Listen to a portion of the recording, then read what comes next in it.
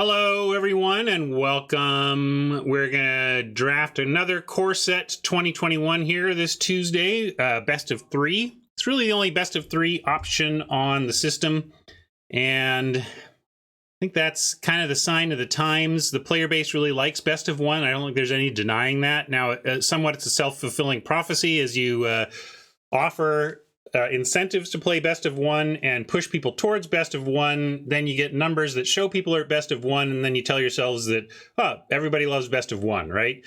I love me some best of three. I like the availability of both, but I both like the best of three aspect where we get to sideboard and answer what our opponent's decks are doing in our second and third games. I like leveraging my skill advantage across 3 games instead of 1. You know, if I'm 60% to win a game of Magic, I'm well more than 60% to win a best 2 of 3, if that makes sense. So basically, best of 3 augments your advantages or disadvantages relative to your win rate on a single game level. So there's that as well. And then finally, best of 3 doesn't use rank. Now that's just a design choice. There could be a ranked best of 3 queue, and if they celebrated best of 3 with rank and with ascending in the system, they could probably get a lot more traction on best of 3. But I just don't think they want that. They kind of like, this is here for us purists, because then they can say, look, hey purists, we've got your best of 3 normal draft, right? and they just want to have that box checked more than anything. I'm glad they do, though. As long as they need to have that box checked, we are going to have access to traditional draft core set 2021 best of 3 and others, and I'm happy to have access to that. Also happy to have access to my sponsor cardkingdom.com. You have access to them too. You just have to click my affiliate link or go to the YouTube notes and find it there, or Hat, always on top of it in chat. You can click there right now. I got YouTube friends who've shown up here to say hello for the first time in live chat. That's awesome. I bet they could click that affiliate link that Hat just put in the chat there, and it might be their first time visiting Card Kingdom via my affiliate link. You do that, and then for a couple weeks after, everything you do at Card Kingdom is going to be associated with my stream. And if that ends up involving a purchase, that's extra great. But even just visiting on my behalf sends a nice message to Card Kingdom on my behalf. So if you do want to support this stream, but you don't have a ton of cash right now, simply clicking on that link and going to see what's up with Card Kingdom is great. You can always recommend me to others. That's another way to spread the word and help me grow the stream so I can keep doing this. I want to keep doing this until I'm not doing anything. You know what I mean? But I need your help with that. So those are some ways you can do it. Let's see what we got here, though, and see how long it's going to take for us to get a queue going. This has been a variable thing. We'll get into draft view, though.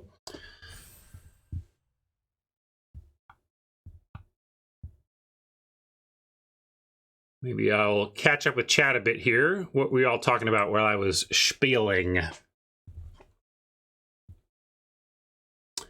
Haj argues war was aggro. You certainly needed to deploy by 2, right? But I don't think... I think defensive speed or... I think the need to be on board on 2 in war wasn't about aggro, though, would be my counterpoint. I think you're right.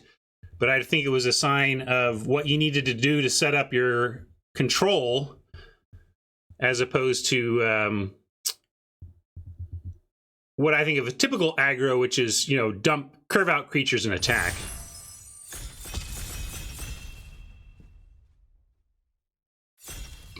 Excuse me.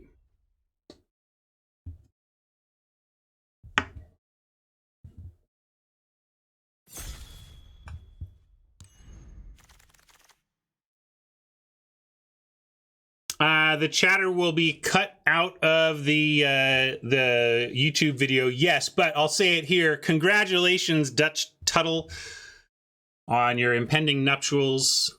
That is awesome. I've never... I think we played against this once, and I've never had it. What is going on with Basri? Probably means I'm going to take it because I love white in the format anyway, right? Yeah, that looks great. Sure. +1/+1 counter on target creature gains indestructible.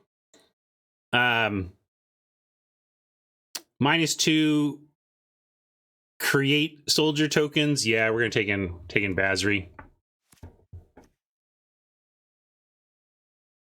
My faith will not. Well, ideally we'll kill him before Ugin has a say. And then right into the Acolyte. I know that all these planeswalkers work really well with the things that say their names, so let's just take let's take the Acolyte here. Maybe we can wheel a doggy. What else do we like here possibly on the wheel? Maybe a Tavern Swindler comes back if we see black-white life gain super open. And obviously Pride Malkin is great, but at this point in the format I don't expect it back. I'm just thinking about what legit might wheel, like maybe a Pitch Burn. I don't know. This pack's not great, so I'm not expecting anything super playable back. If we get pack 1, pick 10 playable, I'll be happy. Right into a feat. Hello. I mean, there's Ruined Halo. That's worth gems and is bad removal. I say bad because it, you know, it has some upside in that it can get multiples. Like if you name some common that they have multiples of, you can't be damaged by that. But it leaves it, it's kind of like a 2-mana turn a creature into a defender. So yeah, Feat is significantly better. Hunter's Edge is up there in consideration with Feat. I think both with the start of our color being mono, I think Feat is better in the abstract, but also extra better with what we've got going on here. I hear you, Haj, and I would love to be in green-white, but we are going to start with 3 white picks and look to see if the green stays open. But sad to pass the Hunter's Edge, but not sad to take a Feat of Resistance here. Here's a Hunter's Edge we can take over, you know, this Leafkin Avenger is somewhat signally for somebody, which I'm a little disappointed by because we're going to send this fairly late Leafkin Avenger downstream to maybe compel somebody else to grab a green card.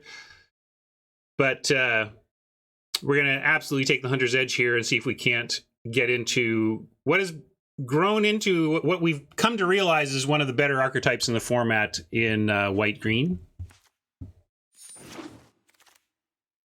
And look at that. Paid big time. I wouldn't mind a Truffle Snout. Ghostlight is fine as well if you're in blue. Turn to Slag is fine removal. This is an excellent pack, really. We've seen some weak packs, but this one has... We're at pack 1, pick 5. So there's presumably 4 playables that have been lost from this pack. 5, 6, 7, 8, 9, 10, 10 to 11, 10 to 12 playables. Good playables in this pack, looks like. Wow, and right into Invigorating Surge, which we're going to take narrowly over this Charger. But if we do, looks like we're going to be green-white, and the token theme is so strong here, we're gonna grab it. We want a counter theme, rather. +1/+1 counter theme. Maybe we'll wheel Battalion. That would be lucky. Run afoul. This is best of 3. I'd actually like that for the board. But Surge, sure.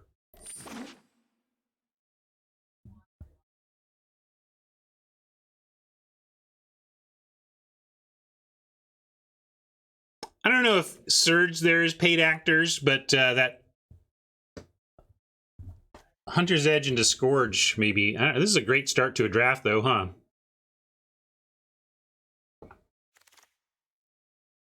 And now we have a training here. We could just take the Battalion, but training, if we end up with our friend the Pteranodon, we'd be happy to have Setessan training. And giving trample to stuff like a Scourge is real deal.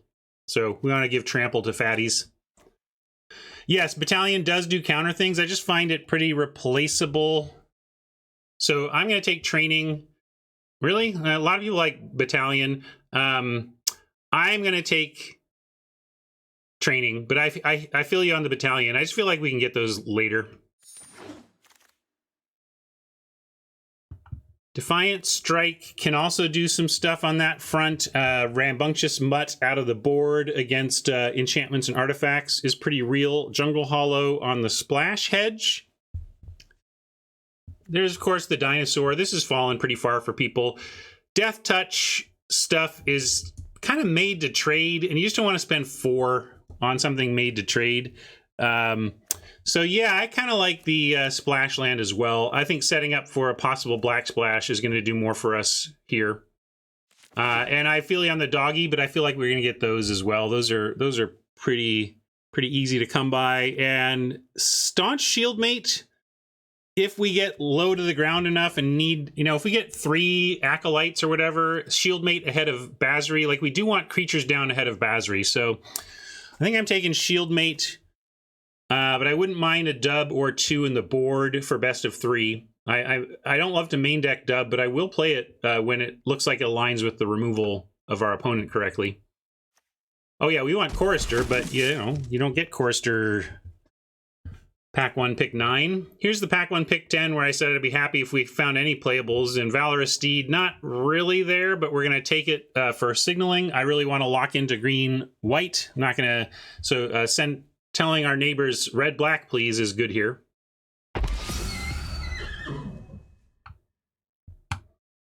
Runed Halo still here.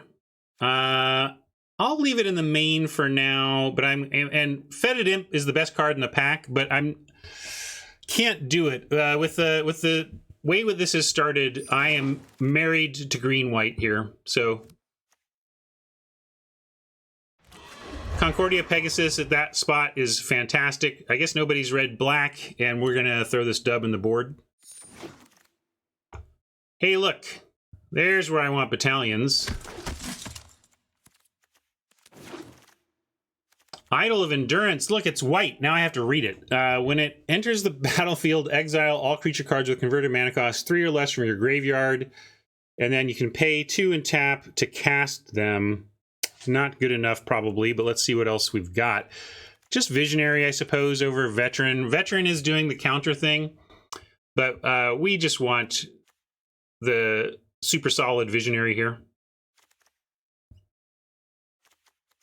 Yeah, I don't know. This feels like... a lot has to go right for me to want to play this, but we're definitely starting with Visionary, and if that thing wheels, we'll discuss it.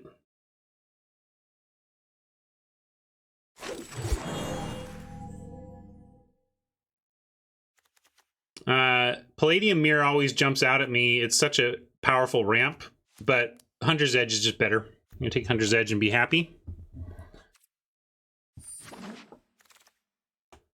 Daybreak Charger is the kind of 2 I want to get into this deck, but Pride Malkin is just so on plan, we're not going to pass it.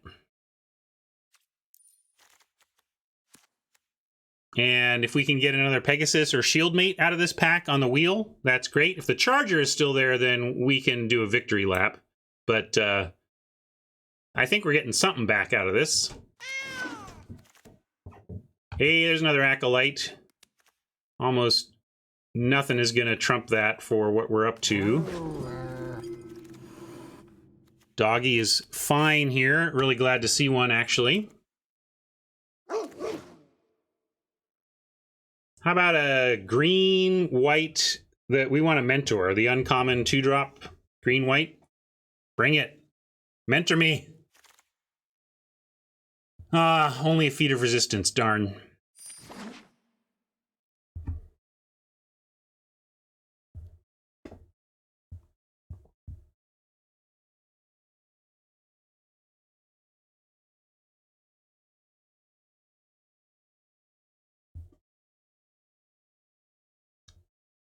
Yeah, that's why I was really happy to get that Watchdog and the late Pegasus. Like, we do need these early creatures to, like, probably not playing the Halo in a deck that's coming together like this. But we have basically 1, 2, 3, 4, 5, 6, 7 creatures current. 4 creatures ahead of Basri, 7 creatures ahead of Acolytes. We want those to be higher numbers if possible.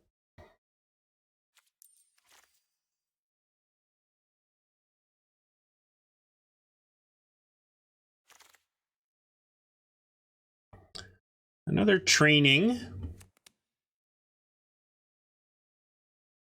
Guess we'll take the training. What did I pass for that first training? There was some debate, training versus something else. If it was a creature, you all who wanted something else were probably right. Battalion. Well, it didn't, then we got it back though, right? Still, I would love another. I would take a second battalion if that wasn't the one. We'll take a Pegasus here. Stalker's not that great and doesn't come down ahead of the stuff we want. We want creatures to come down ahead of our Planeswalker and ahead of our double Acolyte. Still, I would absolutely trade right now one training for one battalion for sure. So this did come back, but so did the Mutt. Mutt, I feel like I would bring out of the board. I just don't know if I'm ever doing this. 3 or less. I mean, I guess it's a late game. Maybe I'll take it for the board. This is also a reasonable board card. If they're just killing our stuff left and right, we'd be happy to have that. So reach that gets bigger when blocking a flyer or just a flyer. I think we take just the flyer. Tron likes the spider better. But Spider's only better defensively, and we're more offensive minded, so I'm going to take the Pegasus. And we're also heavier white. We've got these Basris, so if we can lean early white, that's better. It's probably another reason Makeshift Battalion number 2 would be much better than Training number 2. Shieldmate also consider... Yeah, it blocks flyers better for sure. I'm just saying our tendency is to be heavy white and to be wanting to attack, so... Battlement's probably playable here. I mean, it's a creature.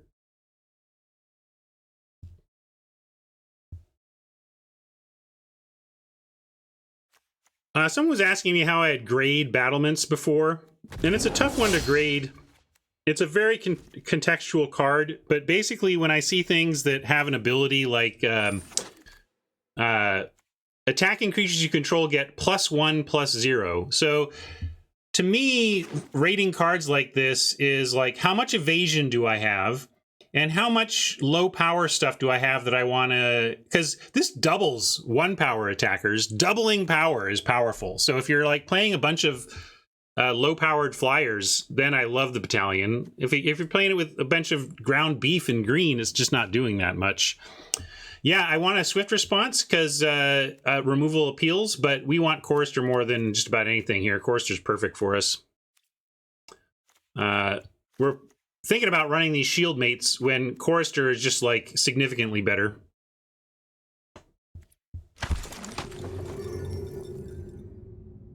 Here's a swift response we could consider, but there's a Seasoned Hallowblade, which is exactly what we want. Let's throw a counter on this bad boy.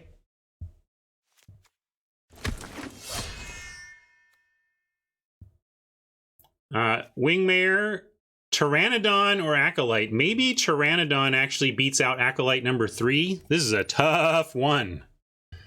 Acolyte number 3 or... I might screenshot this one. This could be one for the experts. But I think we are on Drowsy for Curve. But Acolyte, yeah, like, again, look at how heavy white we are. I think we just stick with the heavy white. I mean, we don't have anything except trainings that's not white, except, you know, before 3. So it's our heavy whiteness here that makes me want to do that. Swift response isn't always great if you're aggro, but often what happens is you force a race, Rufia, and also at instant, because it's an instant, you can end up picking off utility creatures that have tap abilities. I just think people use that. Yeah, I would agree with G-Guards that while you're saying something true, I think people use that to underrate that removal spell. Let's see, what are we doing here? Maybe secure the scene for the board. Yes, there we go.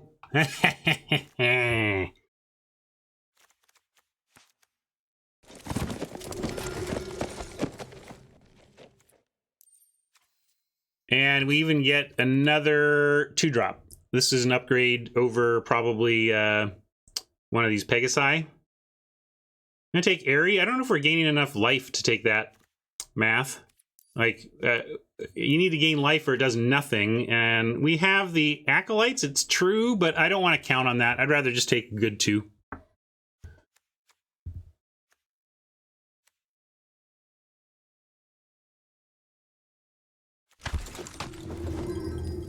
Another Chorister here is our friend. Wouldn't mind a Ranger's Guile on the wheel or whatever, but Chorister for sure. Another Pegasus, a Revitalize, or a Mutt. I think at this point we take the Mutt for the board. Because we've got our... Yeah, I think we're cutting Pegasi. So let's get a board card. Swift Response comes all the way back anyway. Do we want Short Sword, Swift Response? I think we've hit our creature count, so I'm no longer concerned about creatures. We can take the Swift Response here.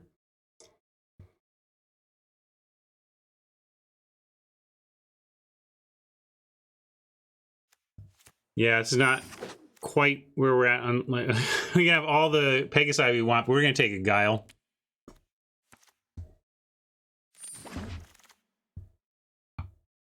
Take a Wingmare and maybe play it. Dino that I just don't think we're playing. I guess we can bring that in against Super Biggies. And maybe another Battlements, but we're already cutting the Shield Mates that we've got, I think. I suppose there are worlds where they're just huge on the ground and we want this in for defense. I don't think we're ever going to use the Vine, though, so we'll do that.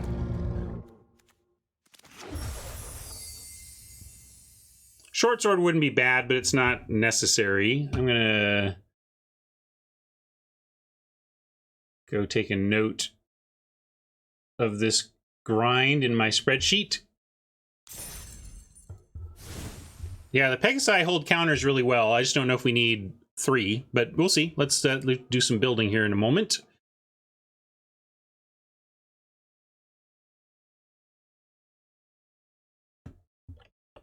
$25th. Today, this is free to play.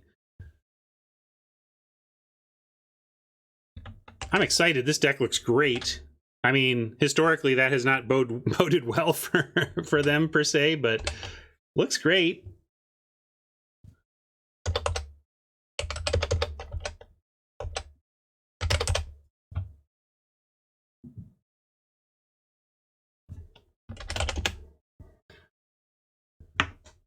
And how many cuts to make? We don't need to play that land. We're definitely not playing that. Not playing the Steed. Start this secure in the board. Is this 18 or is this 16 or 17? We're capping at 4. What is our... we do have a mana sink in the Scourge. Anything else mana sinking, though? No real mana sinks, so... I think this is a 16 lander. 18 creatures is... I don't mind a high creature count here because of the Acolytes as our top end. But we don't need all of these. Probably can cut the battlements. Yeah, we can cut a training. I like that. We didn't really end up with the 4 power matters, but I like a training still. Although the Pride Malkin is providing the trample ability as well. Yeah, I think we are running the Wingmare. And we can be pretty creature focused. And then our stuff that's not creatures is super cheap except for these edges. But we want, let's see, if we look at, here, let me get to deck building. If we look at stuff that's, well, here, I'll do it. I'm going to do it this way.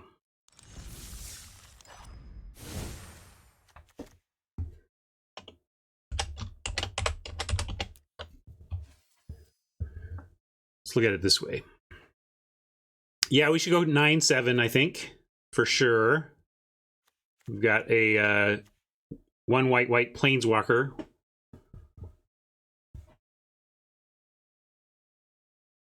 It's the combination of lack of mana sinks and lack of anything above 4 G guards. Okay, well I missed it. Sorry, that is a mana sink that could justify it. I just missed that in looking for mana sinks. Let's see what we get. What we want to cut anyway. We could even cut this other training. Yeah, I was leaning battlements as well. So let's cut battlements. I think we want the guile. Keep our mentor alive. Keep whatever we've grown huge alive. Although we do have 2 feet of resistance, which is kind of like does the guile job. So there's that. That's totally fair. Battlements is gone. I suppose with 2 feats and being heavy white, I can support the guile cut. Visionary, not amazing, but I'm not gonna. We are playing enough green to reliably cast this by turn 3, and it's just too good. Like even though it's not at its best here, like it's at its best when you're heavier green and ramping to something, but simply a 2/2 that ETB draws a card is gonna be fine with me. And then if sometimes we use the mana, great. Yeah, 9/7 on the split. I'm just focusing on getting down to our actual deck and thinking about G-Guard's point that the Chorister does suggest we could go to 17, especially if we like the deck, we should be on the idea of, hey, as long as we cast our spells, we're going to win. So yeah, the battlements aren't awful with all this Pegasi, but I was actually going to cut one of these too.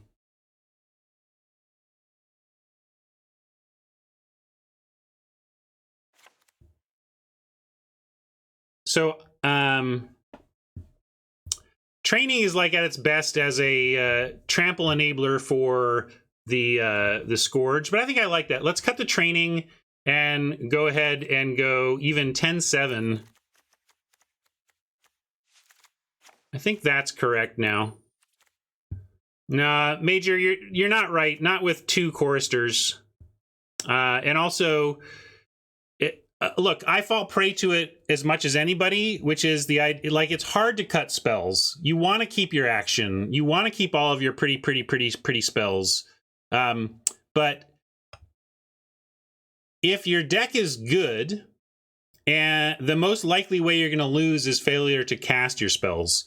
And so if we can just cast our spells, we should be in very good shape. And the double chorister is what pushes me over. If these were, like, let's say we had gotten no choristers and these were just a couple of those 1/3s, I think I'd go 16 at that point. But with 2 choristers and the Scourge, I'm happy to go 17, and because of the quality of the deck. So. Wingmare Hunter's Edge, you're right. We could cut the Wingmare and bring back in the battalion, but I also don't mind, like, the Wingmare ends up dying, you know?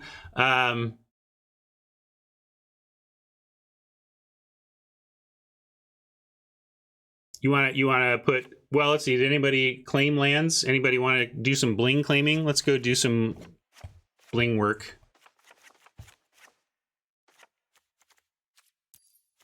How about...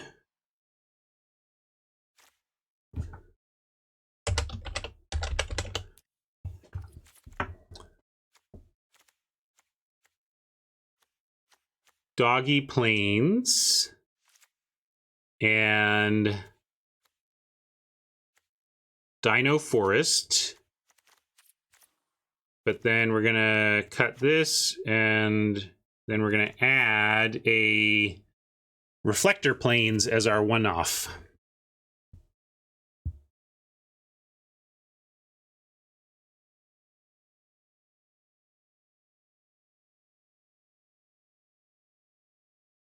You don't know about the Priest? Nothing wrong with a Flash 2/2. I'm happy with Bears, you know. I mean, we could put in another Pegasus, but I don't think... we could add a 3, but I think we really want 2s for Basri. So we really want to keep our 2s loaded.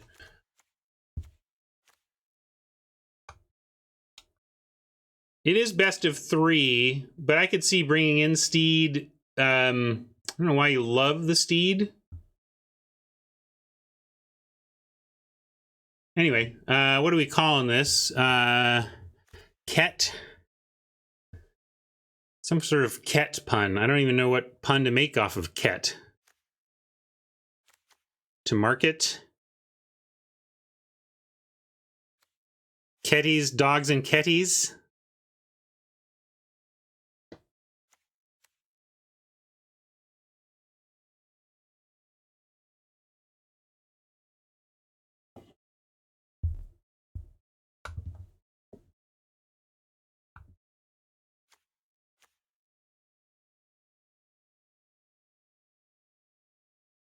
I like Ket Wrecked. We're going with that.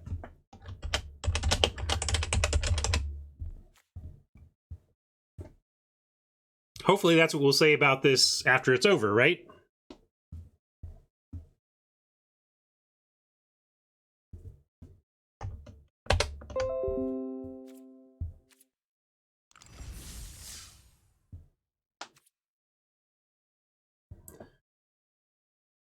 Let's get to the right spot on the battlefield. Update this. I'm excited. This deck looks good. Is it 3-0 caliber? You tell me. I mean, par polls on traditional are not very exciting, but you got some half marks to vote for anyway.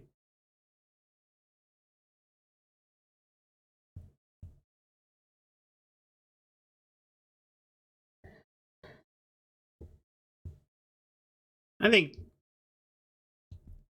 the highest I would ever vote for a deck is 2.5 if I just thought it was insane. Maybe this is a 2.5, but it's like 2.5.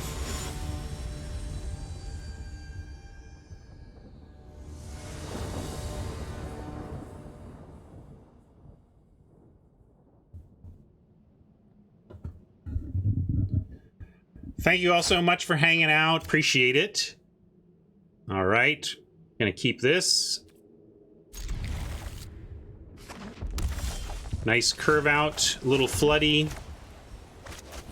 But so far not with our land over spell.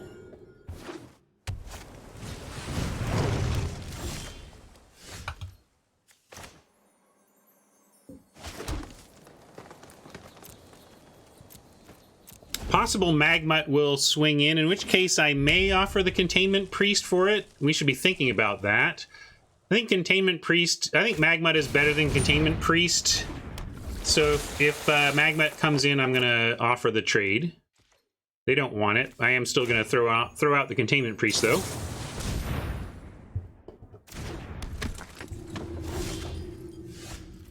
Continuing to flood a bit, but we at least have we have 2 of our outlets. 2 of our reasons for going 17 over 16 are in hand, though, so are available to us. Next turn, we get to attack with the Chorister with the threat of activation, and I'm staying back because I want to have Containment Priest to threaten the Larcenist. I feel like the Larcenist might fly over our heads here, but gonna make him have it. Fighters wants to attack. No, I don't want to block with the Visionary because I want the mana, and I don't want to create something. I want the Priest back to block there. I don't want to put the Visionary at risk. Although with the Pegasus, we could make an argument to just play Pegasus and get the Scourge even bigger, but probably big Scourge here is fine. Let's start with a Chorister attack, though. Should be a free attack. If they block, that's a concern. Probably means they're going to blow us out after we activate. So glad for the no block. The reason to not play the Scourge would be out of fear of a counterspell. But really, with 4 mana, I expect that what's up here is Goblin Wizardry. So I'm just going to go with the big Scourge. My read is Wizardry. Maybe I'm wrong, but I mean, Rewind is just not a spell I see a lot. I'm going to risk it. Yeah, rewind into wizardry would be hat tip moment, but I'm not going to play around that. My read is just not counterspell, so I'm going to go for it. My reads aren't always correct, but that's my read here.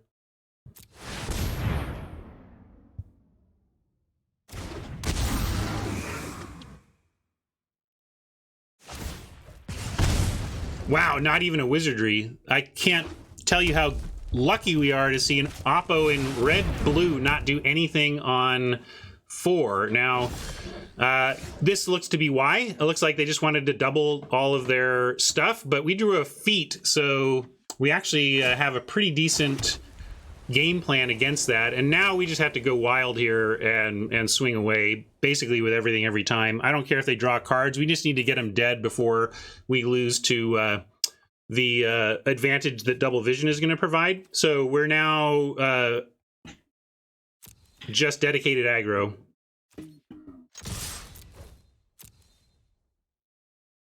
Yes, Scourge will get bigger, so when we cast Feat on something else, Scourge becomes a 5/5. We don't have to save that. We could just even Chorister, although I do like keeping the feet up. I think what we're going to do is just allow that trade to happen and play Pegasus. And I don't want to pump. I think with double vision, we do want to keep feet up to keep our Scourge alive. So we're just going to accept this. Damage is valuable feathers, but we have to assume that their sequencing and the lack of anything on 4 was because they're looking to take big advantage of double vision on 5. I really want to save this Scourge.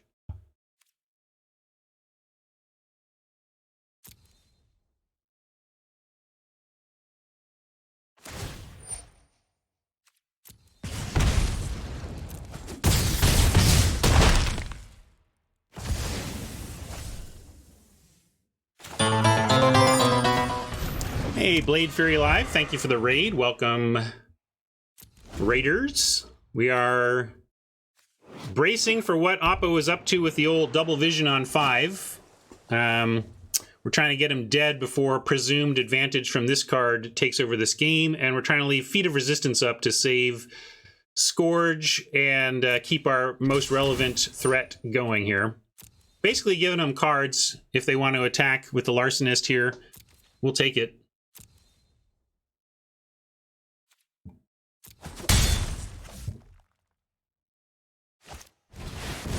Enthralling Hold, just so. We're going to say, although it's funny, it was not doubled by double vision, but this is certainly why I was talking about keeping the feet up.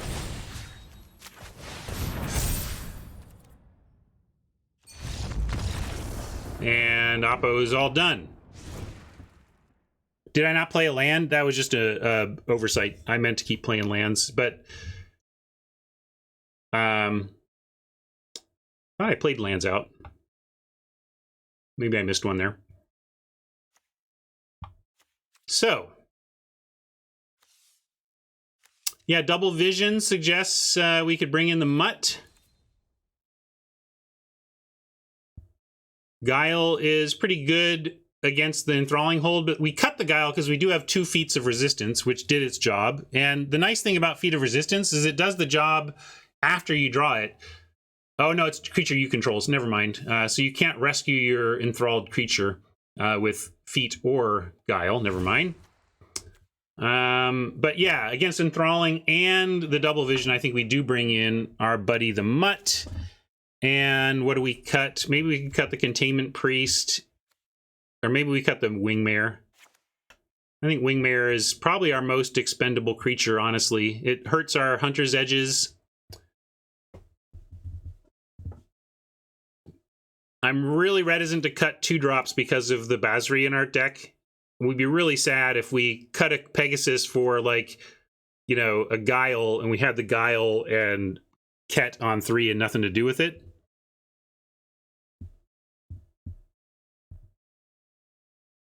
Yeah, you're right that Wingmare maybe is good against red-blue. Maybe this is the... Maybe I'm making a mistake cutting that, and we should cut something else.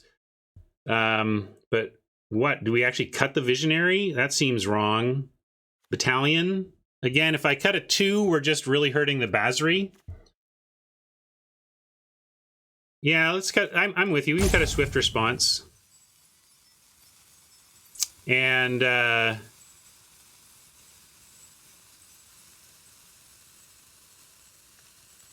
going to do this.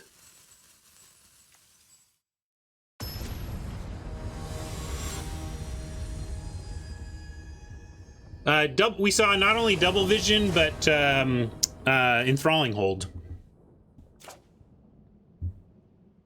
Cut a land on the draw. Reasonable, but again, we have our reasons for wanting 17. This looks great.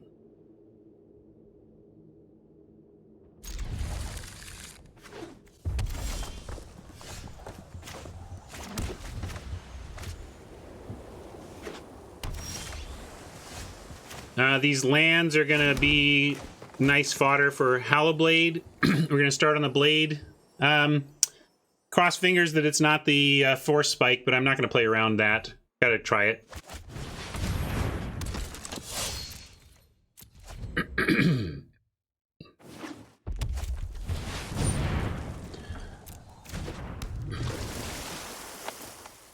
going to go Hallowblade attack and actually just leave up Containment Priest and try and eat the Larcenist.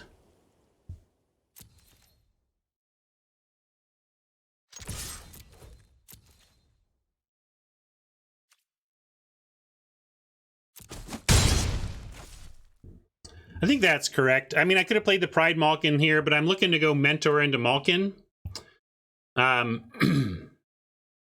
And also to give them a different target for red removal before we deploy these two. So I like this plan. They get a card out of it, but hopefully we eat it. And if not eat it, they are encouraged to... And I want to play this before they draw, you know, a counter spell or something. So we'll get this out before counter. And see if they got anything. Doesn't look like it.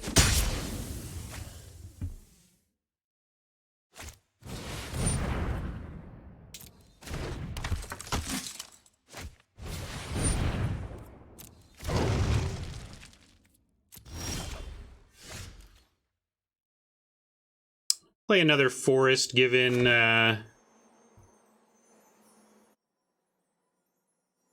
Pride the Priest. Would love to wait and get the Malkin after the Mentor's out. Happily trade Priest for either of those, though. So, yeah, I'm with... I think Hodge has the line.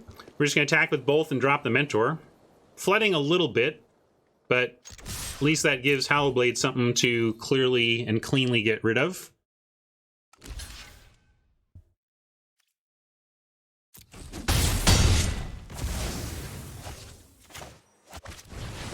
So I'm thinking this Mentor is going to survive unless they draw something here, or maybe they found a slag or turn to slag or something would be worth it at 5. But they didn't use removal to save their card drawer, so my presumption is they didn't have like you know, Scorching Dragonfire or anything like that.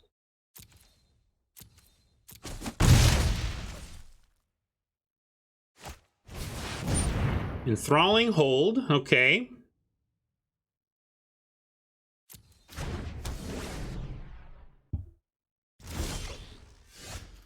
Well, this is why we did what we did. I'm going to go...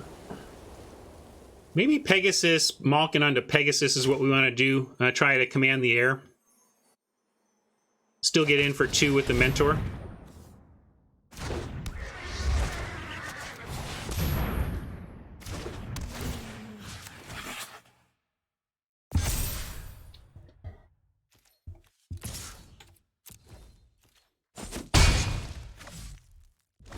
Wouldn't mind that mutt. Get our Hallowblade back. But Hallowblade did some good work, and now we have a nice Peggy in the air. We'll see if they want to send the Hallowblade.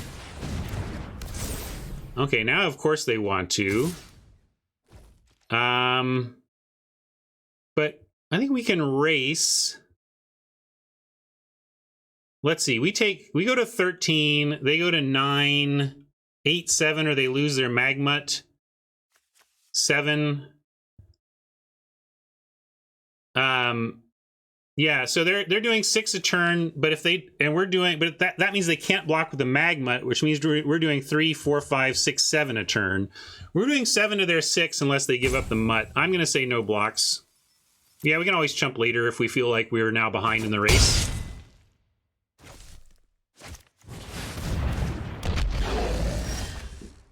Chorister, obviously going to help out a lot here. We can throw that down and have the activation. So, but let's start with the Pegasus attack here. Don't have attacks on the ground now, though, because of the Devils.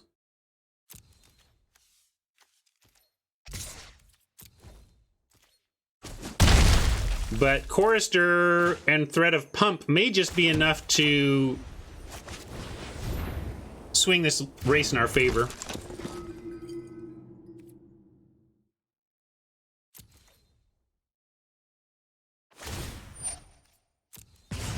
Maybe it already was in our favor, but keep it in our favor. Pitchburn Devils changes some stuff.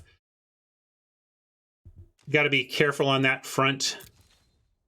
But if they send in, like, with every... Yeah, so that's the smart block, or smart attack from Oppo, and probably puts us in a spot where we have to offer Chorister and Malkin for, or, you know, and Mentor for the Devils, but it gives us so much life. Oh, it has to attack, of course.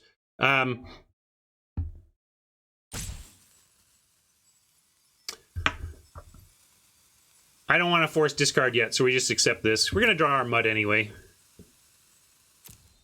Make it all easy. And then we accidentally knock off the Furor of the Bitten. We could double block, but then they pitch, right? So they just make it indestructible.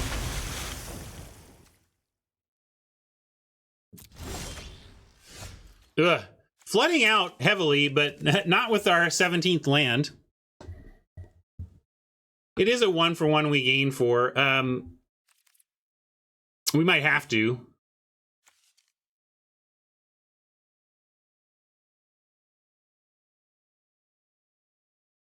I did? Oh, yeah, I did. You're right. We are flooding with the 17th. I thought we didn't have it yet. Attack Chorister here. They block. They double block, and it's a... G-Guards likes attacking Chorister. I don't know about that.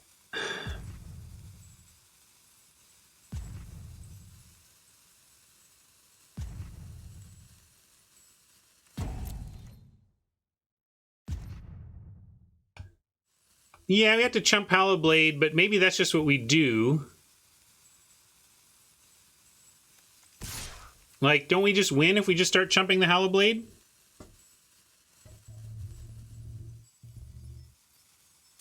I'm going to stay back. That's my instinct.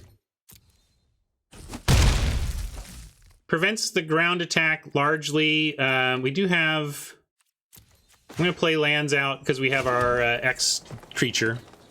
And we could conceivably get to the point where we're double activating Chorister, but ideally that's not how this game ends. Because that means it's stretching out longer than I want it to. I want this Pegasus to close out.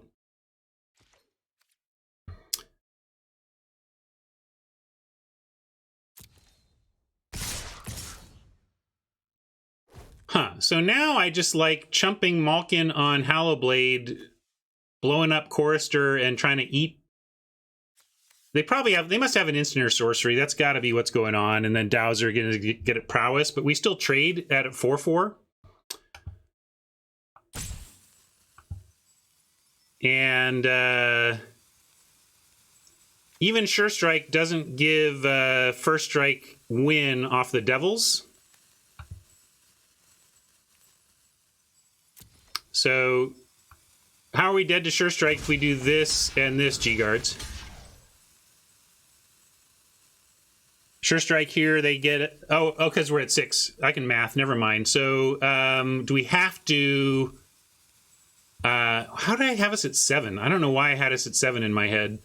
Maybe it was because I missed the mutt ping at the end of the turn. So Sure Strike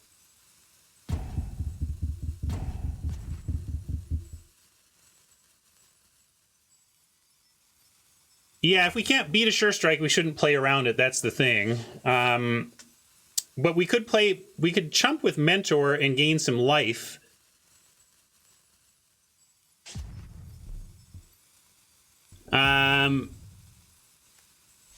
Courser on Hellblade to force... Now I've run out of time.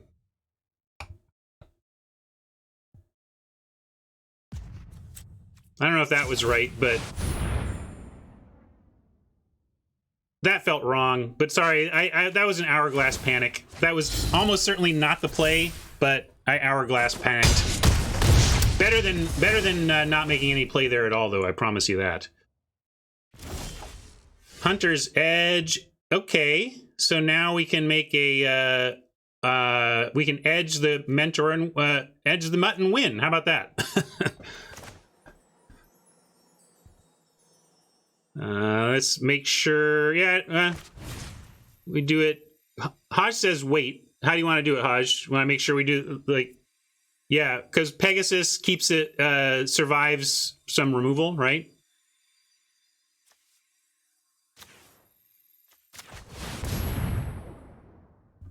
Mentor, if they have removal, we want to go on the Pegasus. Yeah, they would have, you're right, G-Guards. I mean, they can't have it there. I don't think it matters. Because if they had had anything that could have stopped that, they would have already deployed it the previous turn.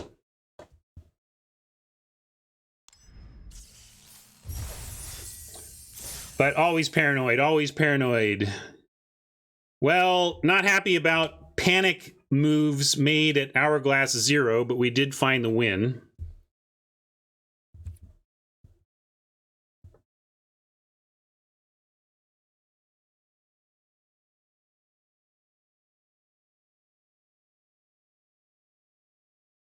Yeah, Hodge is calling out why they might have had removal and just let all of that happen.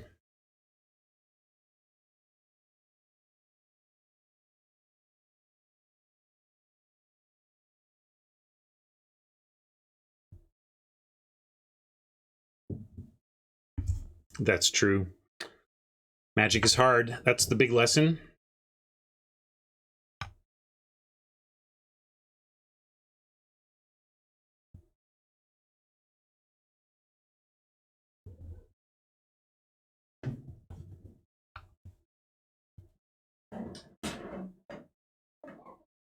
Rocket letting the neighborhood know his opinions.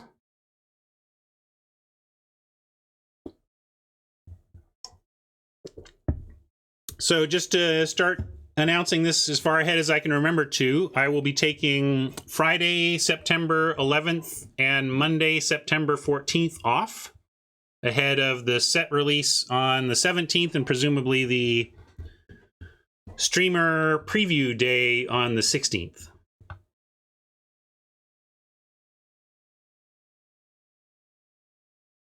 Nobody in the world is playing best of 3 M21 apparently. It's weird. I feel like our draft pod fired faster than this single match.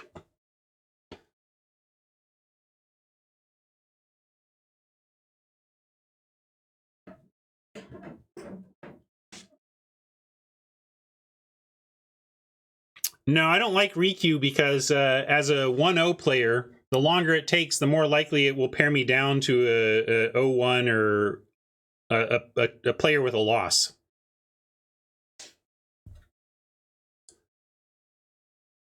Would I play ranked best of 3? Sure. Sure.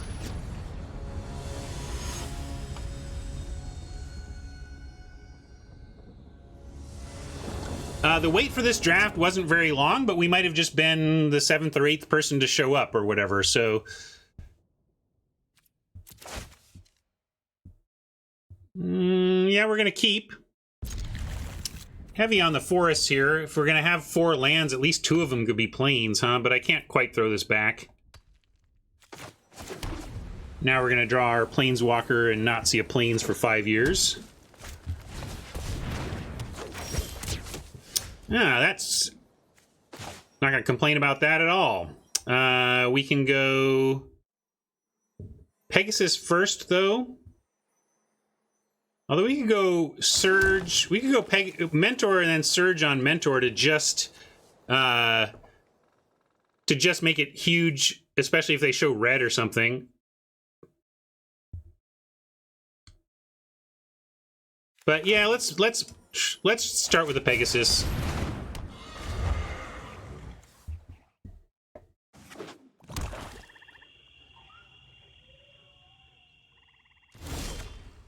Pride Malkin, interesting set of draws here. Obviously, the Mentor wants to go ahead of all of these counter creators, but we also have the ability here to Malkin ahead of that stuff, but we're also choked on white, so I think we want to cast Mentor here. I know that it's not maximizing the mana, but I love casting a white spell. If we find a 2-drop... Oh, we don't have 2-drop green creatures. That's the problem. I really want to keep casting white spells for sure. So I'm going to go Mentor here.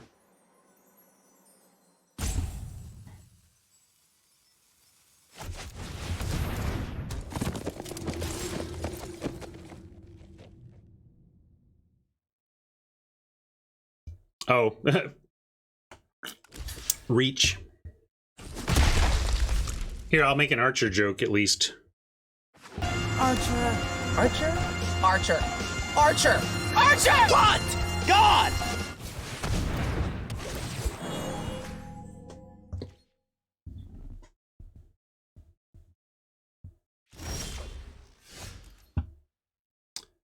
It was somewhat bluffy. Like, if we had a Ranger's Guile, that would have been a reason to do that. Now, Hunter's Edge, though, is interesting. Hunter's Edge uses all of our mana, but uses up removal. We don't have a lot of that. I think we probably just want Pride Malkin, and then if we draw any land next turn, we'll have, like, Invigorating Surge plus Feet. Bolt the bird, you say. I'm not worried about that particular bird. I'll Pride the bird.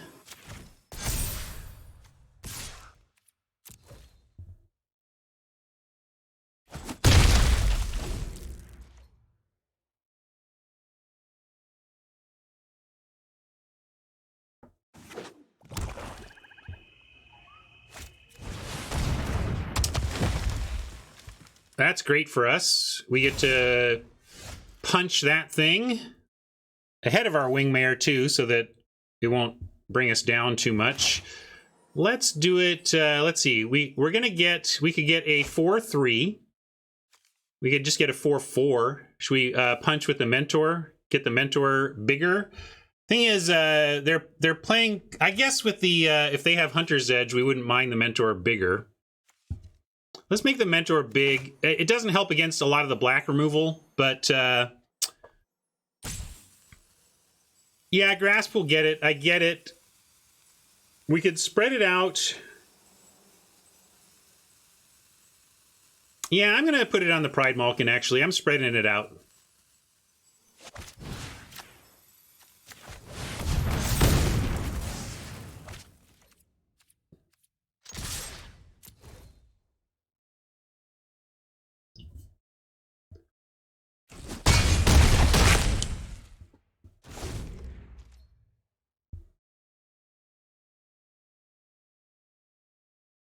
If we find ourselves a land, we get Surge and Feet at instant speed on this board. I don't think we can lose if they don't kill. If they don't kill anything here and we draw a land, I don't see how we lose.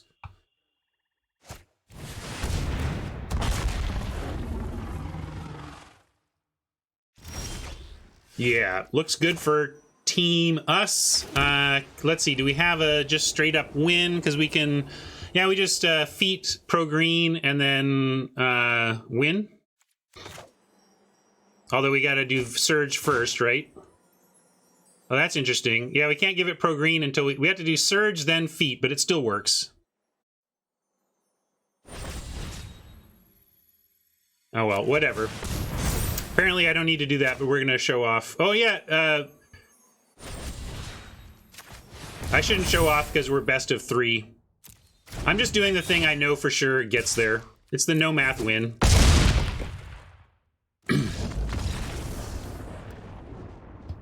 But yeah, there was no need to show that card in best of 3. Minor leak there to not just figure out a clean win that shows one fewer card. So, what are we going to do, though? There showed a lot of green, more black lands, but seems to be heavy green beef. Maybe this is where Secure the Scene would be all right. Taking out a 6/6, not the worst. I didn't see anything mutt-worthy. Didn't see any wrath effects that make me want to bring in the idol. So if we bring in Secure, what are we cutting? More Peggy drop Priest. Why? Because you just because ground stuff isn't going to get it done, you think?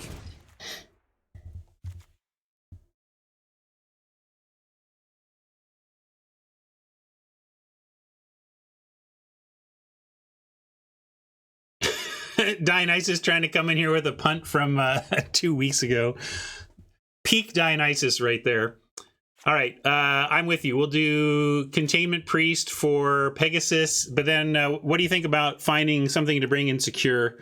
We could even cut like the Wingmare, which is a little bit awkward. What about cut Wingmare, add a little extra removal?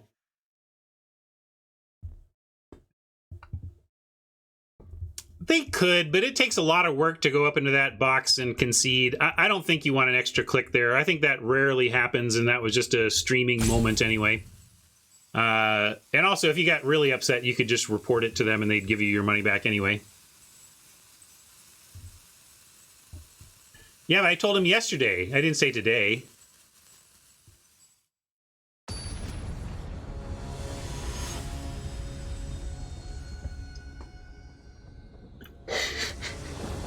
What a gift. What a gift True and Hat are giving to our friend Dionysus. Anybody, we need one more person to complete the gift.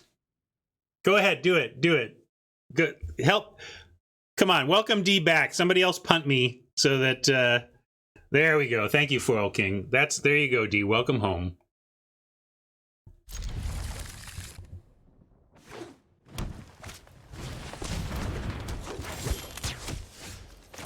Good looking opener for us. We get to curve 2 creatures into the Acolyte.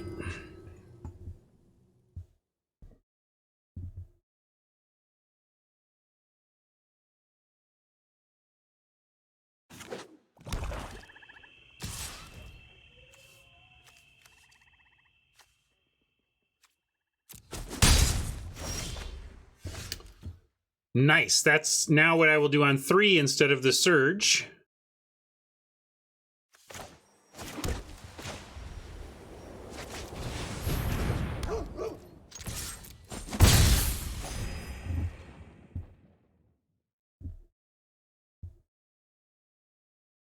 Lasagna. Enjoy.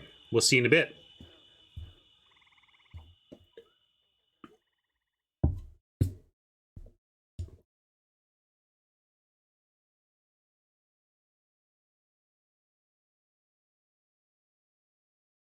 Yeah, 2/2 Hydra, and then Acolyte, then Surge it up, baby. Another Chorister. Interesting. Could make a case for playing that instead of the Scourge, or even both. You could just run it all out there. I don't think that makes sense though. Hat wants both, yeah, but second Chorister not really as good as the first. I like riding this Chorister until it's dead and then bringing out the second.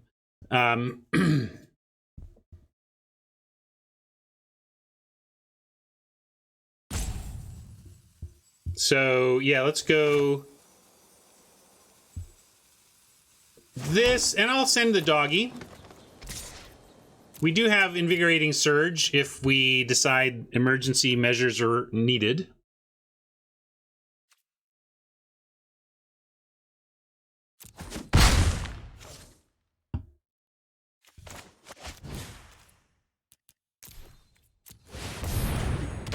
I thought gray ogres sucked. Well, they do. But this isn't a gray ogre for long.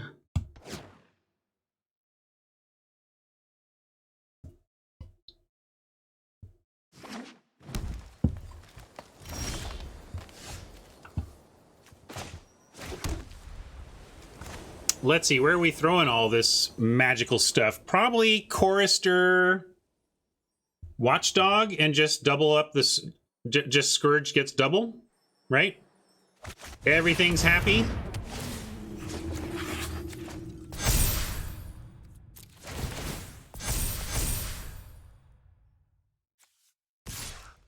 Gosh, they haven't shown anything to trickify, so I'm sending everything.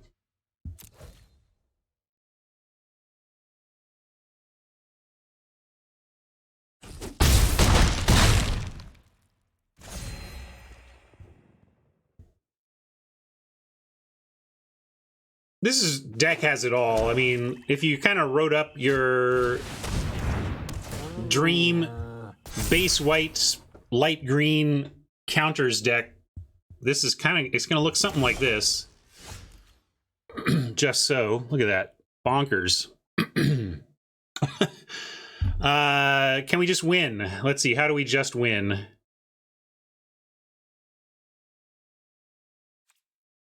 I'm just making sure there's not something we do pro-green wise. Like if we give this pro-green... all right, yeah, we'll just attack... we'll attack all and figure it out, but you can see what I was thinking. I'm just trying to figure out... Make sure I'm not missing obvious lethal with a pre-swing feat.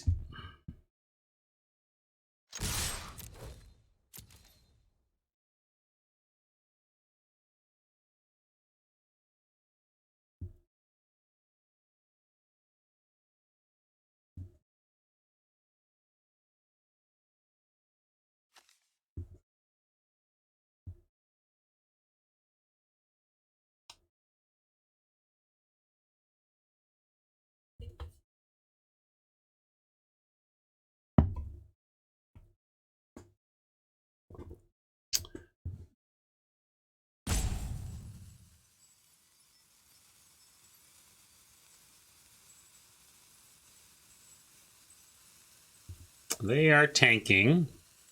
Now, how do you see us? How do you see them as? Do you see them as dead this turn? I don't see a lethal this turn if they block right.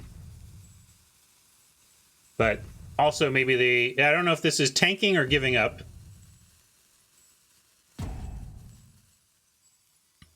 Well, Foil King, that's what I was trying to look for.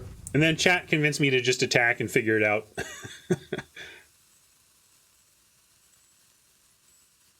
But I do feel hard to beat here.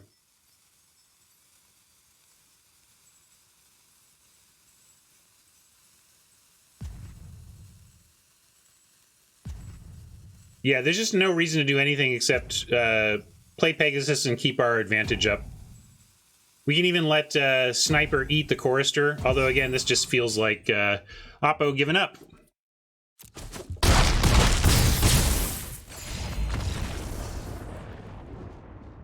There's just no need to... there are instant speed black removal spells that punish us for going for a win there, when there's no need to, when we just can't really lose if we just respond to what they want to do.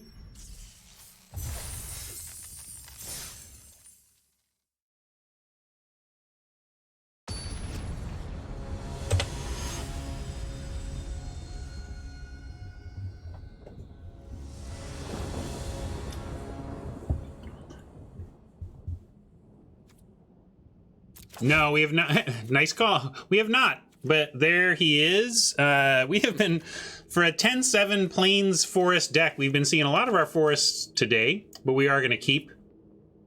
None of our twos either. This is somewhat of a weak hand for us, actually, but that just shows what a strong deck it is, that I look at this and see that it's a little bit weak.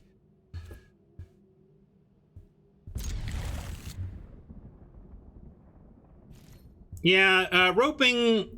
because you know you're going to lose is pretty poor sports games personship.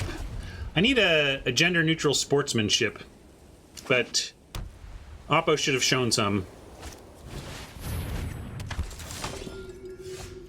All right, that's all right. I'm going to go forest. We have plains.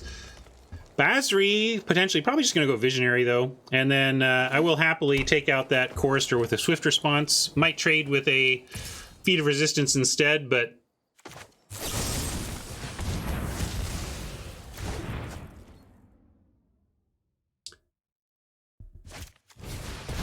Yes, but something being sporting or unsporting is I'm looking for the ship. Like, what is the class of that type of thing?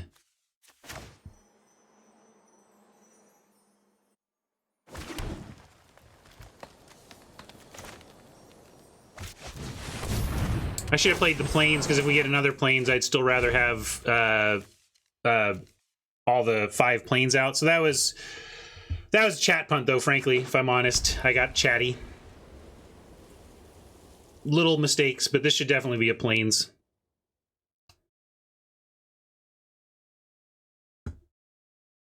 Still going to keep feet up, because I'm going to go with Pride Malkin over Basri anyway. But not my best land play.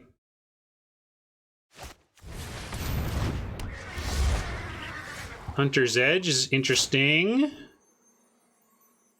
Could just go Hunter's Edge on something, although let me read my Planeswalker again.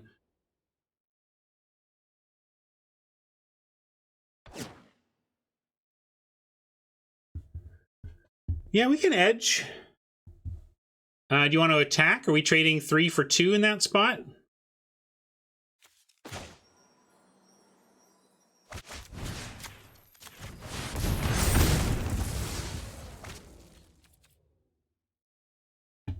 And yeah, let's go ahead and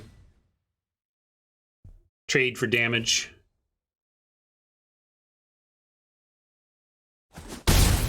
Well, I think you got some competition, Scotty. Yeah, who's the channel points leader? Unspent channel points leader.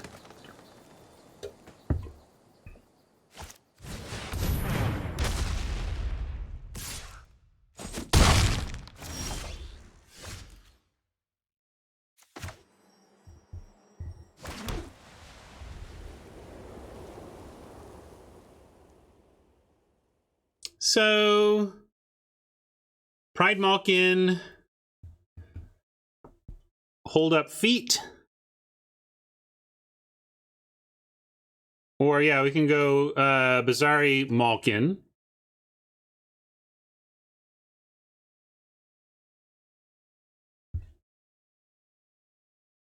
Cat and attack also seems good. Has trample. Yeah, I'm going to do that. I'm going to save Basri for one more turn. Hold up the feet.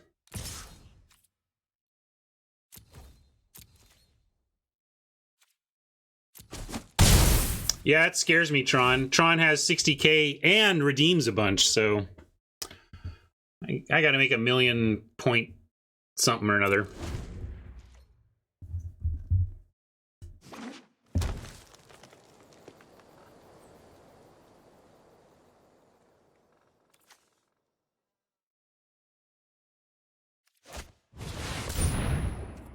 Ooh. A little go wide for that battlements. That's nice. That's, again, battlements, the ability of the battlements is like how much power are you adding, right? And when you go wide, you just add so much more power.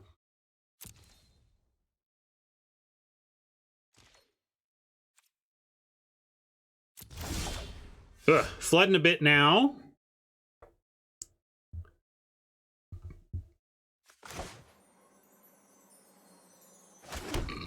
Now we probably Basri and figure out how to make the best use of him. We will persevere through loss and find our peace. Yeah, let's just plus on like the Malkin and then hold up feet. I think we +1. I mean, we already have a 4/4. I guess a 5/5 blocks everything. And then a 2/2, a 2/1 still threatens to trade with Watchdog and Token. Okay, I'm in for that.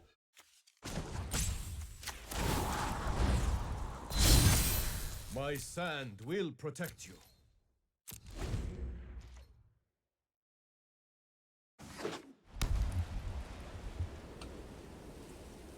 Oh man.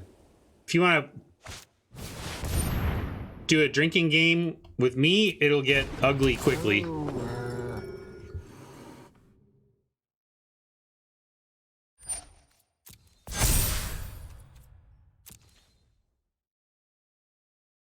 Hopefully we're going to figure out how to use this feat to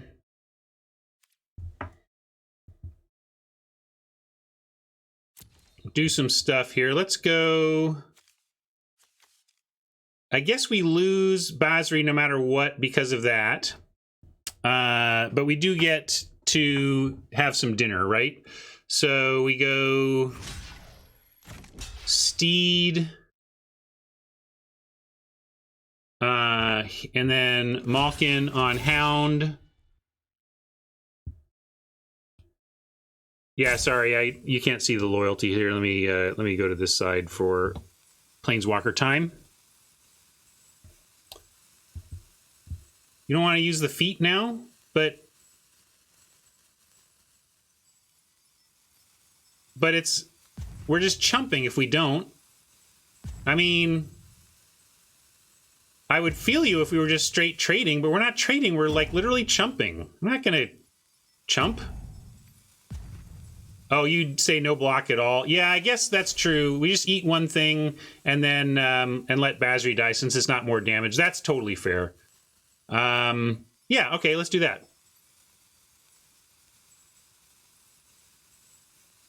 No block, but eat one thing.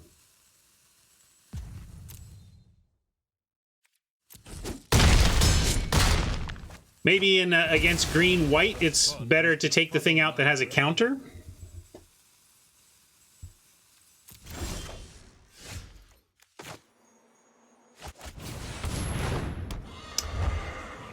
So we didn't get much value out of Basri, but we did effectively eat half of a Valorous Steed. And I'm going to play my lands out. We do have X spells, although I could probably hold one if we draw it. We still can just play it. No attacks. Let's see if we can get there with draws.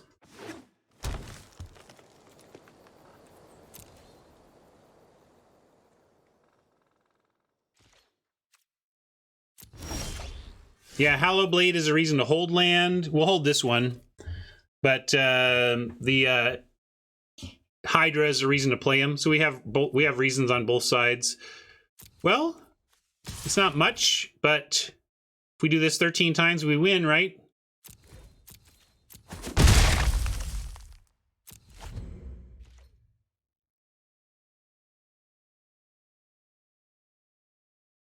Attacking with a Visionary to prompt a double block and then use feat for blowout is an interesting line we can consider.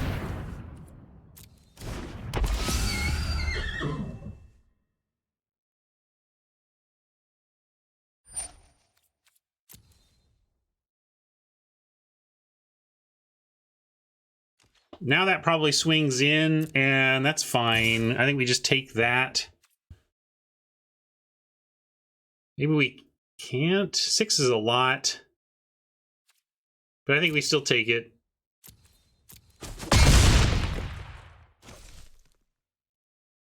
I liked Visionary trying to prompt a double block before the Charger showed up. That extra creature is relevant, I think.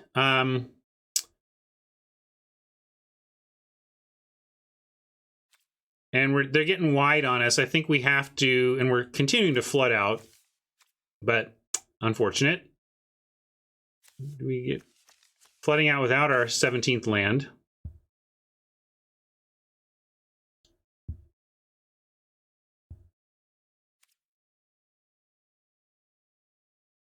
Yeah, I'll play a land for the possible Hydra, but the discard is real too, and having more than one to discard to the Hallowblade is real. I'm not attacking. They're getting too wide now to attack.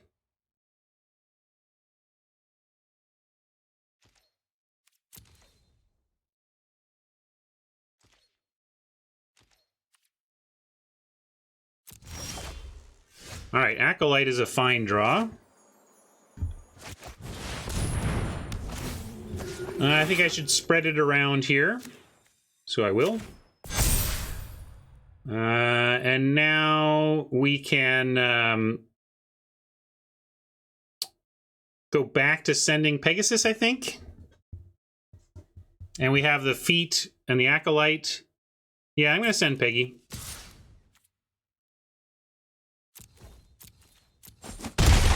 Just narrow windows to attack here. We're just on the edge of how aggro we can be given the board state and our life total. You swing Visionary too? Interesting.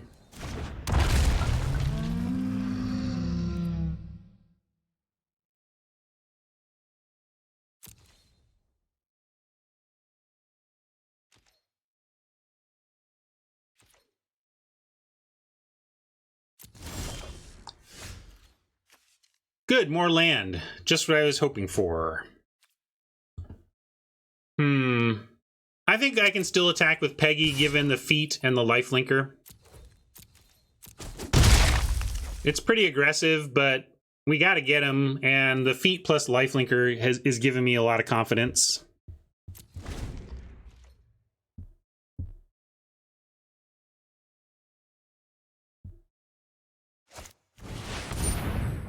Swoop, swoop-a swoop.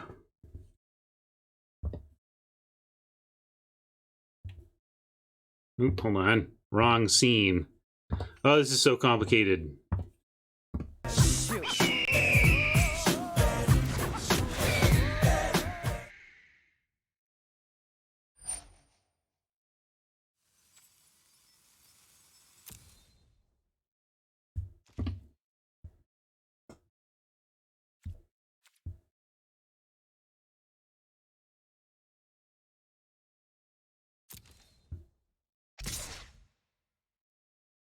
Feet pro white? On what? For what?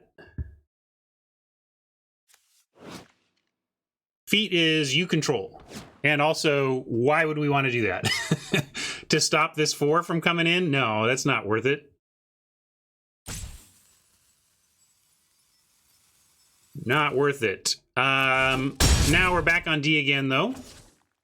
Concordia Pegasus needs to handle El Swooperino. Another Acolyte is a welcome sight. Let's make our flyer even bigger and our lifelinker even bigger.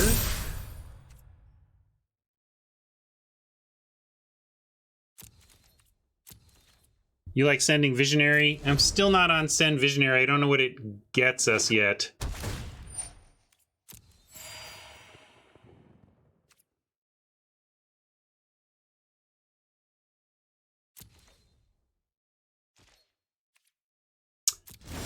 For those on the send, what are we sending for? Now can we just win? Let's see. If we surge the... we go pro-white, give it a 3rd counter. Invigorating Surge gives it a 4th counter, then doubles it to 8 counters, and then we win, right? All right. So pro-white, surge, win.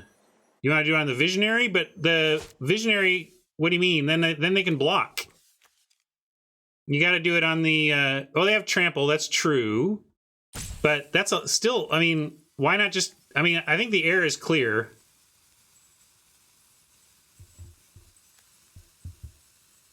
Yeah, I don't like the...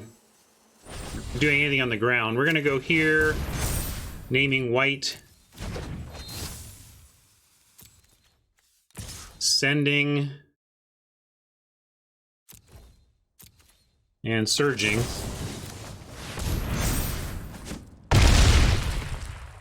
Boom!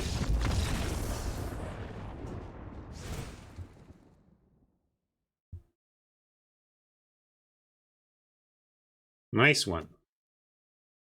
Mirror match.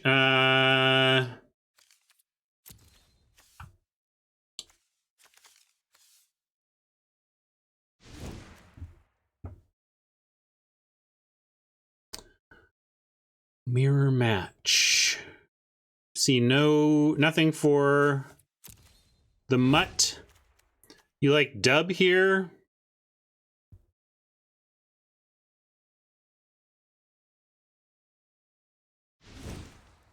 Not sure this is...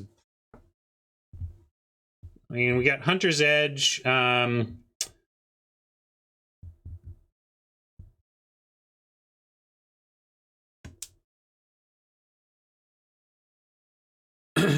we didn't see a ton of removal. Doesn't mean it's not there, though. We can try it, though. Steed for what? I'm kind of in the run it back camp, yeah. But we could take out the Wingmare.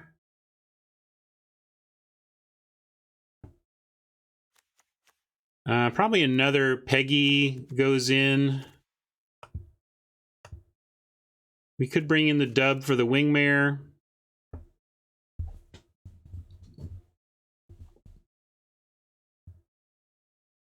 How about that?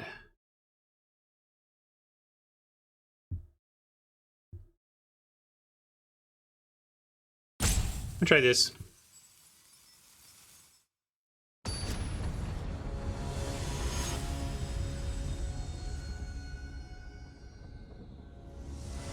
Yeah, that's true. We can see what it feels like, although that's unfortunate. Gonna mulligan this one.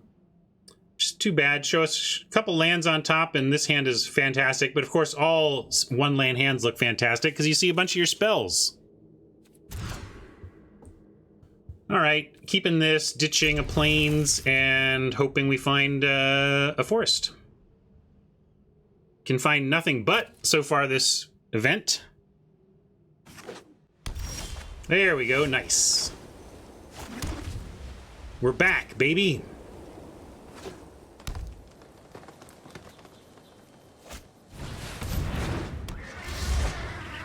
Oh, you're a little bit late, Chorister, but I'll forgive you. Didn't have an attack anyway, so.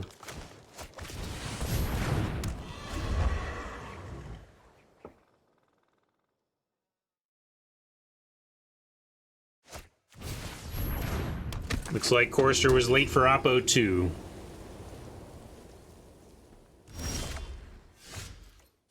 I'm gonna go with the Llanowar Visionary. Opens up a lot of possibilities for us next turn.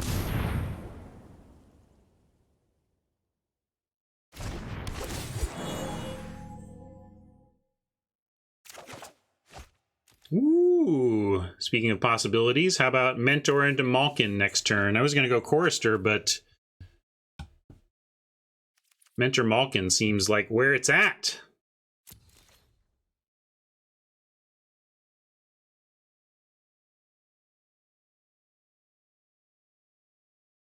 Like Battalion and Chorister. We're gonna have 5 mana, so.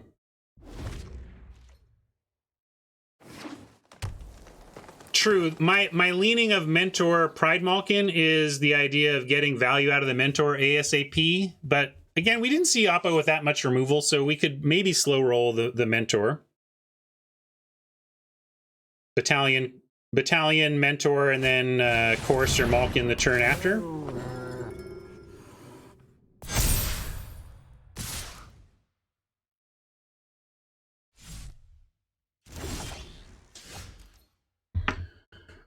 All right.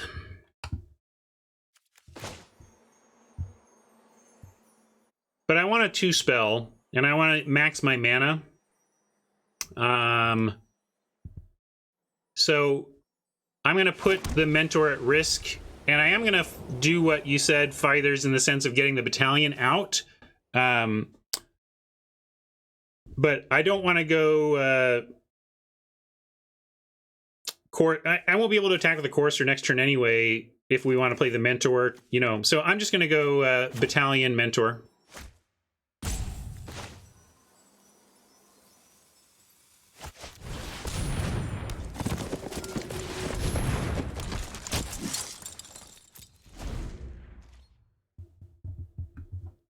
Oppo showed no removal in the first game, and we're going to play to that knowledge a little bit here and put the Mentor at risk and make them have drawn their removal this time. Looks like maybe they're setting up for a blade, though, or whatever, edge.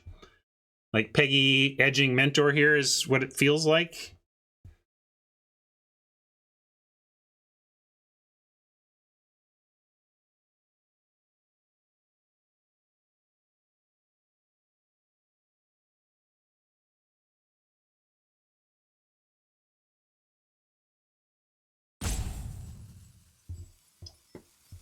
Mathematics says Oppo showed a 2-mana pause with white-green open, so we'll keep that in mind.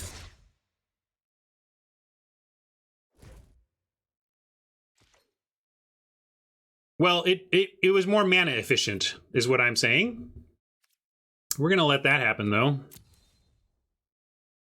It might not matter if we don't draw anything, but we could draw something that makes having played the Mentor here matter a lot.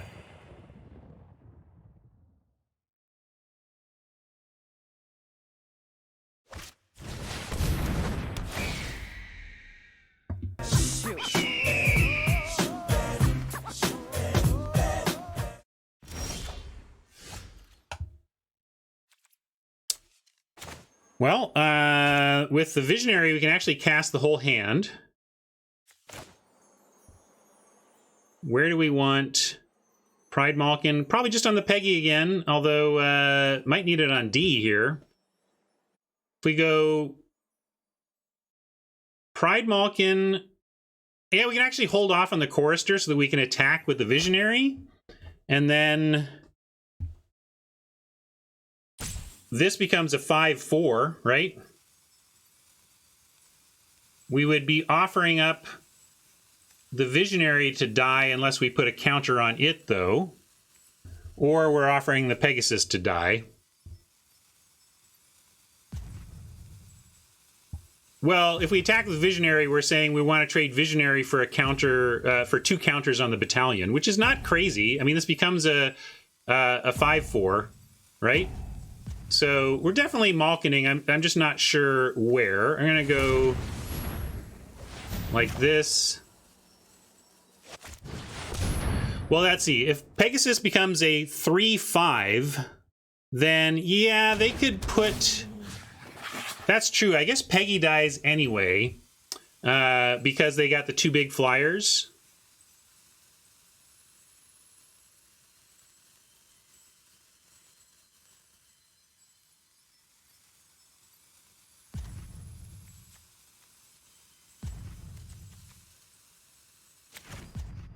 I'm gonna put it here.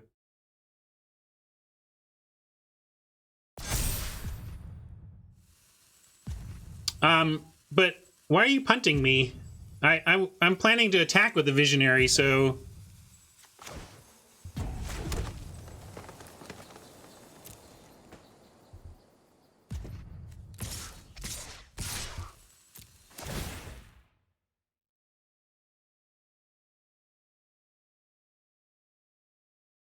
It was a tough turn, but I think I like this.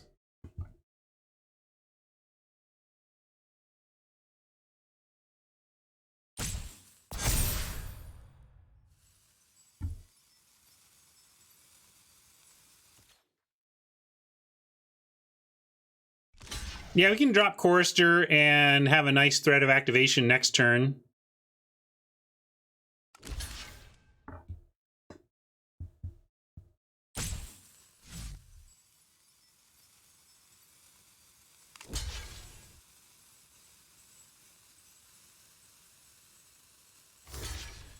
All right, interesting double block there. I think we take out the lifelinker.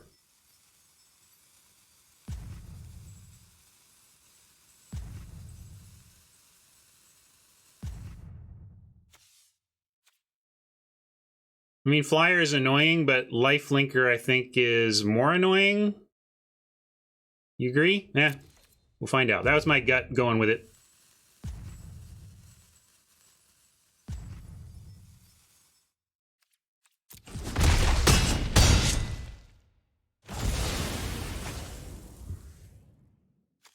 I do like Chorister threatening pumps next turn.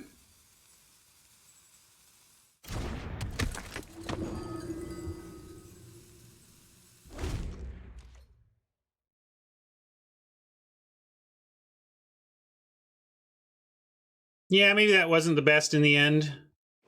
Oppo blocked well, for one thing.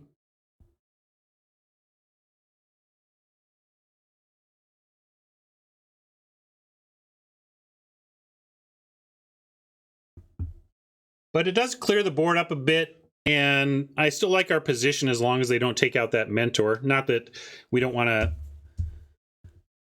make optimal plays even when we are ahead.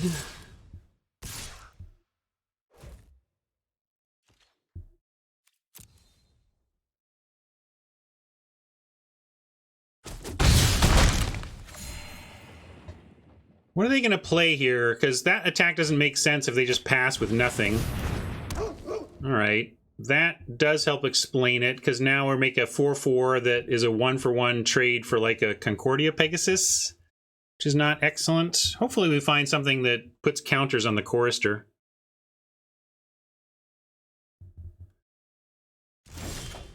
Hey, there we go. Just talking about you. So now maybe we just play out our board here. And then revisit next turn. Do we want Pegasus? Probably want another counter on a Peggy, right? So let's go Peggy. Counters on Chorister and Peggy.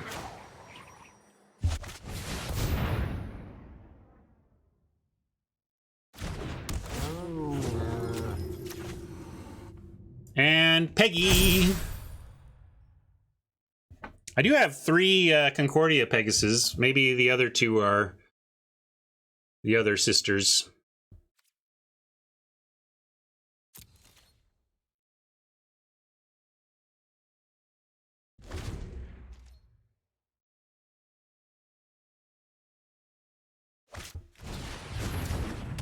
Morister, Chorister.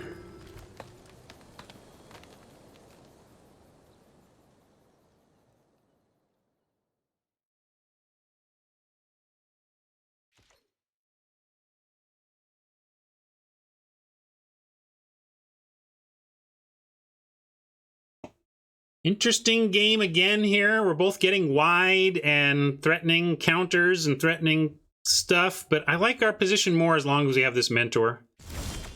Feat of Resistance, certainly an interesting draw. I don't know if it actually sets us up for anything yet. If we wait for 1 more mana, we have Chorister Pump plus Feat. Then I'm Cloud 9ing. I think we're still just hold here. We don't have attacks with our Peggy. I mean, obviously we could maybe we attack with Peggy and we make the Peggy a 5/7 that kills one of those flyers, and then it just goes the distance from there. It could be, you know, they're pretty low on options down there. Maybe it's worth doing that. Are you in for Pegasus attack? Guards like just holding back. All right, we'll just sit.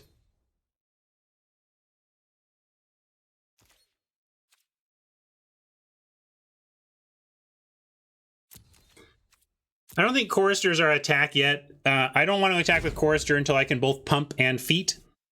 But that does mean that I'm pretty happy with any draw. We either draw action or enabling of pump plus feat.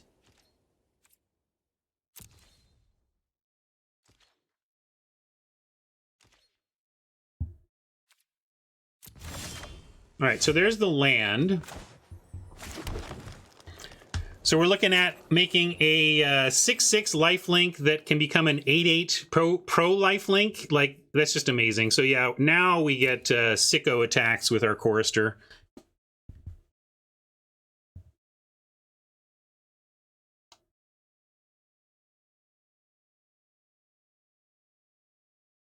Yeah, we could hold on for some combo kill, but I think just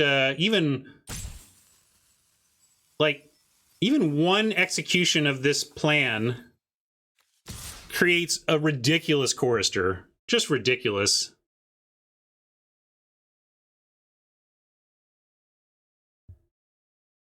You would push. Do you mean attack with other things?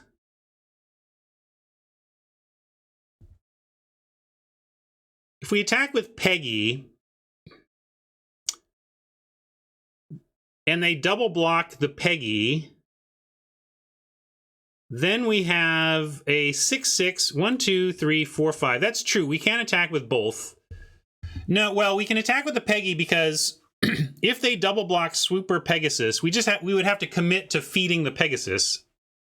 But I think you're right. I mean, I can lay out an attack where everything lives. No, we don't, because Chorister pumps. So Chorister becomes a 6/6. Well, yeah, but if they would trade like we save the Peggy, kill one of their creatures. Oh no, they have pumps on Chorister. So yeah, no, never mind. The Chorister pumps they have make me not want to do that. We're just going to send the Chorister.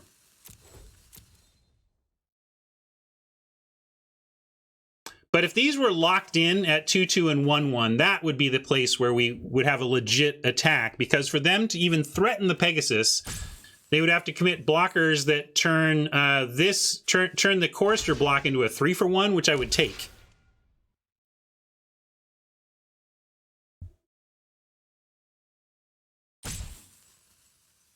Right now, this isn't even lethal. They need to put more on. Oh no, I guess with Chorister pump, they're working that in. So 5, 6, 7, yeah. Question is, what do we want to put in front here? Because we go to 8/8, and we're not going to get both.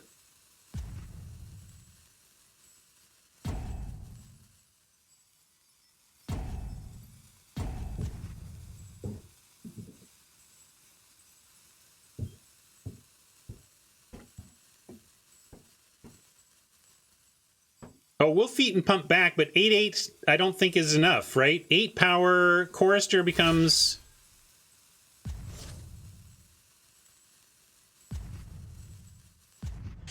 All right, so Chorister is looking to 2/4 plus... That is 8, so it looks like we get them both. I'm going to order the Chorister first here. This is 8, yep.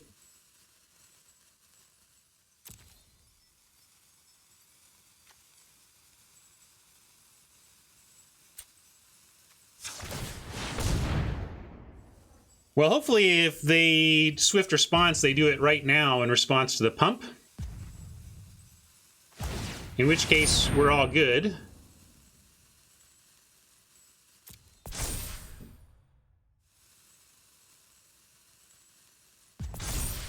All right, we're going to try. Got to make them have it. Well, it only saves if they do it right there. Now we have to do our feet. But I'm going to do it. I mean, this was the plan. There is a pause here. I'm not sure what the pause... Hopefully it's not feet. I mean, sorry, not swift, but...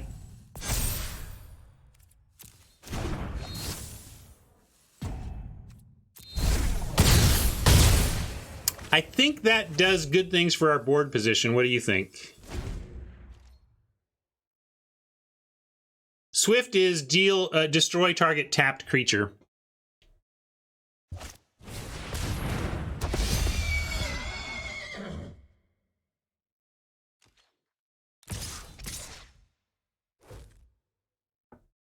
And they're attacking. That is bold. We could stack a bunch on their Chorister, kill their other lifelinker, and then what are they going to do from here? And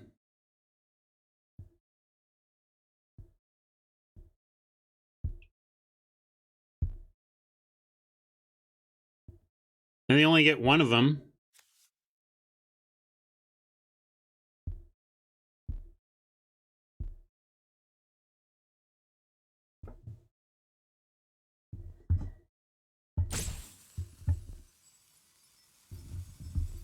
Yeah,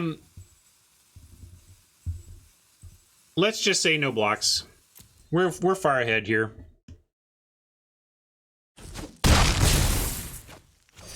Killing Chorister is good, but I don't know. I like racing the other way. Hollow Blade, funny. Ah, okay. I don't know. That was a weird sequence from Oppo. Yeah, we had fun this match. That was fun. Do we just 3-0-6-0?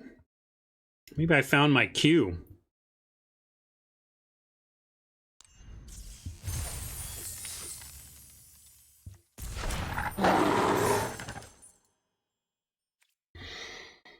All right. How about that, gang?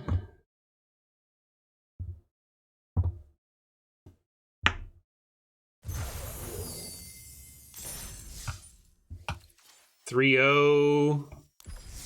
Where are we on packs? Ooh, look at this. One pack away. Well, we've almost certainly got our rares. Let's 4x our rares here. I'll even get out of your way, and we'll try and see if we can't get... Well, we might be just on the edge. I'm going to sit here and open these packs and see if we don't get to gems by the end. I think we're close. Yeah, I'll take an AMA while I open these packs. So G-Guards asks, do you think it's a bummer that Best of 3 is relegated to 1 queue and never used for flashback formats, or no big deal? Do you see that changing? I personally find it a bummer, but I also understand what they're doing. This game, in this world we live in of everybody's in a hurry and everybody wants fast experiences, Best of 3 is a tough sell to newer Magic players, whereas Best of 1 is just inherently super popular. So, like, as a designer on this game and as someone, as a game designer, I would understand why they're doing it. As a Magic player, though, it does make me sad. King Squid asks if I use my wild cards to fill out my rare slots. No, I don't. I use them to build whatever decks I want to build for the future. So I do think it's a bummer. I wish there was more Best of 3 action, but I think it's going to come. Here's what I'd like to see them do to solve it. I don't think we're ever going to get Best of 3 promoted as the way to achieve rank in the system. I don't think we're going to see that happen, but I could see a more of a buddy system that allows kind of what we do for Heroku app to have a friend system for Best of 3 draft pods on Arena. I think that's how we get there, is that they start saying, well, coordinate your own drafts and we'll support you. That's a guess, though. So I guess I'm going to open these. I probably get gems out of these we can add. So there's 20.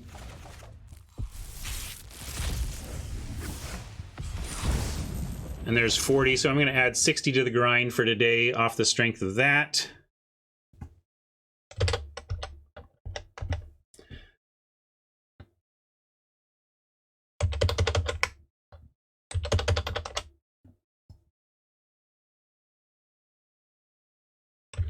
Going to move on to a bot draft of Throne of Eldraine now.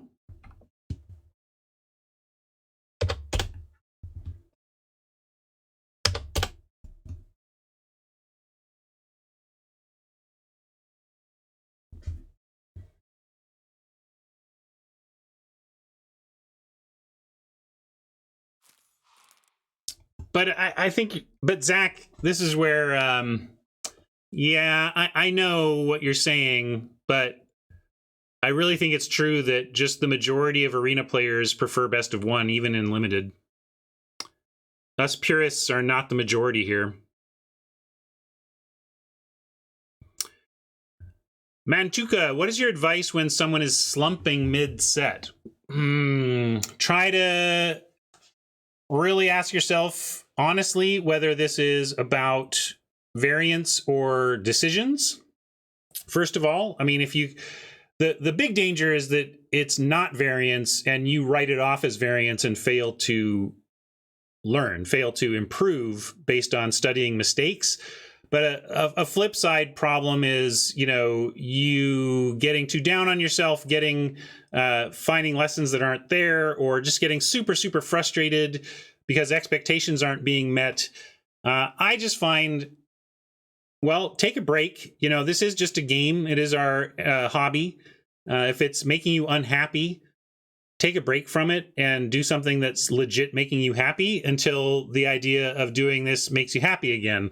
Some people, the idea of shooting out of a slump makes them happy, and they just want to draft again until they get their feet under them again. One thing you can do if you are feeling like you're missing something about the format and you're tired of shoving gems into the gem hole that is the format, then I say watch streamers like me, watch better streamers like better players like Ben S. I'm the best streamer, of course, but there are better Magic players you could watch if you wanted some insight into the format without having to risk your gems on it.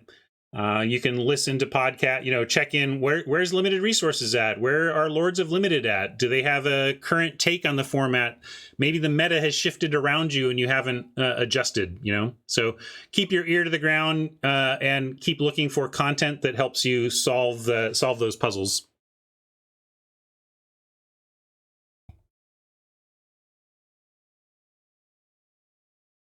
Yeah, screen share a draft with somebody is a great way to do it.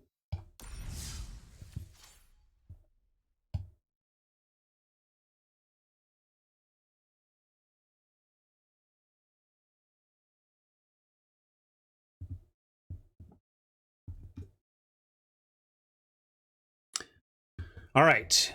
Yeah, you'll never catch me arguing that I'm somehow the best player. I try to be quite humble about my actual skill level, which is well above average, but with a long way to go before I'm anywhere near the top of the Magic Mountain. So let's